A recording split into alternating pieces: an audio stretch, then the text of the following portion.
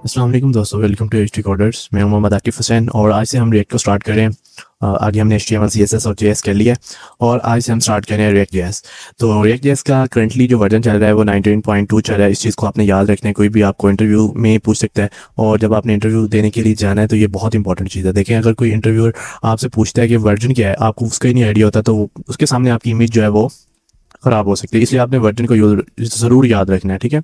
तो इस time react का जो करंटली वर्जन है वो 19.2 है और हम देखेंगे आज से हम रिएक्ट को स्टार्ट करेंगे। इंशाल्लाह हम आगे जाके इसके ऊपर प्रोजेक्ट्स बनाएंगे और टाइम के साथ साथ भी प्रोजेक्ट्स बनाएंगे और देखेंगे कि जावास्क्रिप्ट को सीखने के बाद क्यों रिएक्ट जो है वो सीखना ज़रूरी है, ठीक है।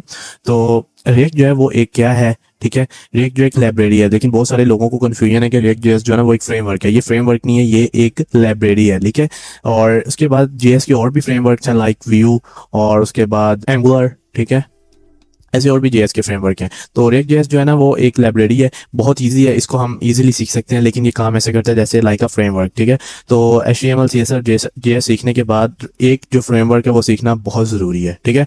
तो हम क्या कह रहे हैं, हम रिएक्ट जेएस को सीख रहे हैं। रिएक्ट जेएस जो है वो बहुत इंपॉर्टेंट है, कह लेंगे इसकी डिमांड भी बहुत ज़्यादा है और बहुत सारी जगह पे रिएक्ट जेएस जो है ना वो यूज़ होता है और बड़ी बड़ी एप्लीकेशंस में भी रिएक्ट जेएस यूज़ हुआ है और जो ट्रेंडिंग जॉब्स हैं वो भी रिएक्ट जेएस पे ही हैं ज़्यादातर, ठीक है। तो इसलिए हम रिएक्ट जेएस को सीख रहे हैं। बाकी हम रिएक्ट जेएस को देखेंगे कैसे इसको इंस्टॉल करते हैं, इसके अंदर फंक्शनल कंपोनेंट्स देखेंगे कि फंक्शनल कंपोनेंट्स क्या होते हैं और क्यों हम रिएक्ट जेएस को यूज़ कर रहे हैं, ठीक है। और देन इसके बाद फिर हम देखेंगे कि रिएक्ट और नेक्स्ट जेएस में क्या डिफरेंस है, इसके अंदर राउटिंग कैसे होगी। फॉर एग्जाम्पल आपने व्हाट्सएप यूज़ किया होगा, अब किसी के ऊपर क्लिक करते हैं ना तो वो फ़ौरन दूसरे पेज पे नेविगेट कर जाता है, ठीक है। लाइक आप किसी भी बटन के ऊपर क्लिक करते हैं ना तो वो ऊपर जो है ना लोड नहीं होता, उसी टाइम दूसरे मिली सेकेंड्स में वो जो है ना वो काम कर रहा होता है। तो वो रिएक्ट की हेल्प से होता है। तो हम HTML CSS और JS में जब वेबसाइट बना रहे होते हैं तो हम बहुत सारी फाइल्स क्रिएट कर रहे होते हैं लाइक index.html अबाउट और उसके बाद कॉन्टैक्ट सेक्शन, इस तरह बहुत सारी फाइल्स क्रिएट कर रहे होते हैं, ठीक है। इसके अंदर हम एक ही HTML की फाइल क्रिएट करेंगे और उसी के अंदर ही सारा काम करेंगे। इसलिए इसके अंदर जो लोडिंग वाला सिस्टम है वो जो है वो ख़त्म हो जाता है और ये बहुत फास्ट है, ठीक है, उससे बहुत ज़्यादा फास्ट है। और इसके अंदर जो चीज़ें होती हैं वो लाइक एक मोबाइल एप्लीकेशन की तरह आपको नजर आएंगी, ठीक है। रिएक्ट जेएस जो है ना वो बहुत ईजी है, ठीक है।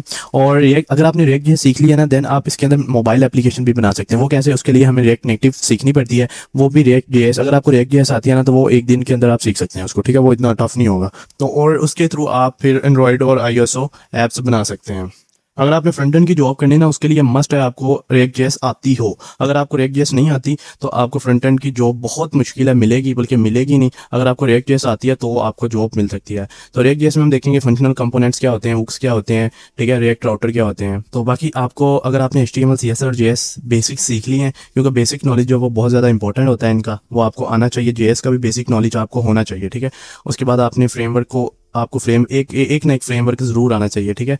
अगर आपने JS के प्रोजेक्ट्स बनाए हैं तो आपको ये भी आइडिया हो जाएगा कि रिएक्ट JS और JS के अंदर जो प्रॉब्लम्स होती हैं वो कैसे रिएक्ट JS जो है वो सॉल्व करते हैं। इन सब चीज़ों का आपको आइडिया हो जाएगा अगर आपने JS के ऊपर काम किया हुआ है, ठीक है। बाकी ये JS की एक लाइब्रेरी है, यानी कि JS का कोड ही होगा, परेशान नहीं होना, JS का कोड ही होगा, ठीक है। बाकी ये बहुत ईजी है, इतनी टफ नहीं है, आप बिल्कुल टफ नहीं है, बहुत ईजी होगी। इंशाल्लाह हम इसको इस तरह सीखेंगे कि आपको अगर टफ भी हुई तो ये ईजी लगेगी आपको। जी ठीक है, मुझे उम्मीद है आपको समझ आ गई होगी कि रिएक्ट जेएस क्या है और इसका इंट्रोडक्शन भी मैंने थोड़ा सा आपको दे दिया है। बाकी इंशाल्लाह हम नेक्स्ट जो है ना वो इसको इंस्टॉल करेंगे नेक्स्ट वाली वीडियो में। तो इंशाल्लाह मिलते हैं नेक्स्ट वीडियो में, तब तक के लिए अल्लाह हाफिज़।